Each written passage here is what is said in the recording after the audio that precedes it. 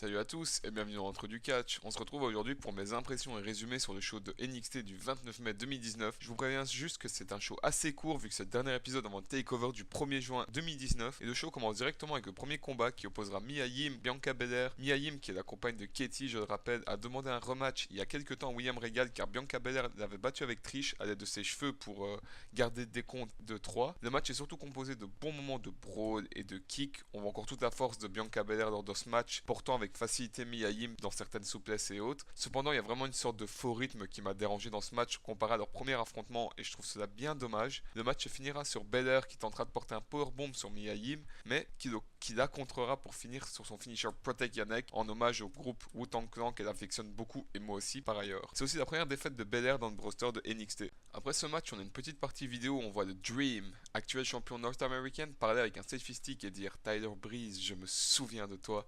Il expose notamment le passé de Tyler Breeze chez NXT. Il dit aussi qu'il a vu la peur dans les yeux de Breeze lorsqu'il était appelé pour monter dans le roster principal. On voit aussi des clips de la semaine précédente lors de leur promo au micro et par la suite l'image de leur match de ce samedi à Takeover. C'est une promo assez courte pour montrer ce qui va se passer ce samedi, donc pas de grand chose intéressant à dire. Par la suite, on a Yoshirai qui se fait interviewer sur le fait qu'elle a sauvé Candice LeRae avec un kendo stick, je le rappelle. Elle dit que ce n'est rien et que c'est normal car elle voulait se venger de Shayna Baszler, mais on voit aussi directement Candice qui arrive par derrière pour lui dire qu'elle lui rendra la même chose à Takeover en disant qu'elle protégera ses arrières aussi et donc elle peut compter sur une alliée supplémentaire. Et donc par la suite, on a Baszler qui dit qu'elle n'est pas concernée par cela car lors de leur match, les armes sont interdites.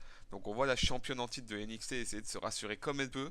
Le deuxième match de la soirée, c'est Drew Gulak contre Kushida qui, je le rappelle, est fraîchement arrivé de la NJPW. Comme on l'imaginait tous à l'image des deux lutteurs, on a eu un match assez technique se reposant énormément sur la soumission des deux catcheurs. Dès le début, les deux catcheurs montrent leur talent, test de force, prise de soumission et j'en passe, vraiment impressionnant. On aura le premier armlock où Drew Gulak s'échappera et Kushida va travailler après principalement le bras de ce dernier qui ne verra pas vraiment le jour tant le talent du japonais est présent. Le match se finira sur un pin de Kushida sur Gulak pour le 1, 2 et 3. Le vainqueur de ce match Kushida. Le match ne se finit pas directement car on voit Drew Gulak qui est énervé, qui se moquera et insulta Kushida par ailleurs de coward.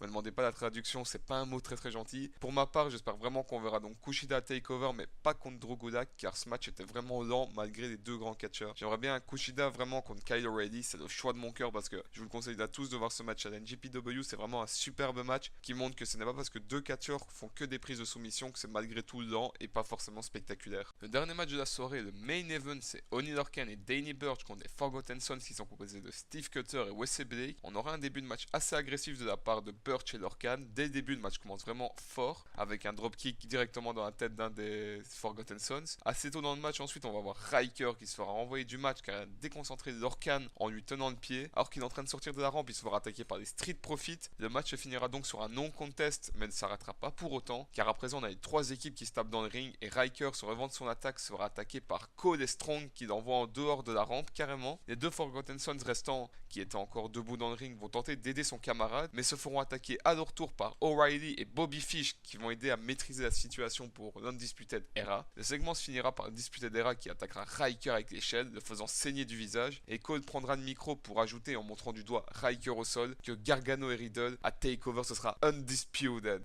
C'est vraiment un match que j'attends parce que ce tag team avec l'échelle, ça va partir dans tous les sens en live comme on dit parce qu'à NXT, dès qu'il y a des échelles ou une stipulation spéciale, les matchs sont toujours follement impressionnants. Voici le segment qui conclut l'épisode de ce NXT. Pour ma part, c'était assez long à regarder car les deux premiers matchs étaient vraiment lents et avaient une sorte de faux rythme, comme si les lutteurs et lutteuses n'avaient pas eu le temps de préparer correctement leur match, mais il ne faut pas les fatiguer inutilement avant le prochain takeover qui s'annonce vraiment explosif. J'essaierai de vous le résumer si je ne suis pas fatigué, mais ce takeover promet énormément car j'ai trouvé depuis un job étudiant et ça devient assez long et surtout très fatigant de rester éveillé. Comme d'habitude, n'hésitez pas à donner vos avis sur ce NXT et sur moi-même. Merci à tous, en tout cas c'était Lucas et on se retrouve pour normalement le prochain takeover. Bye bye.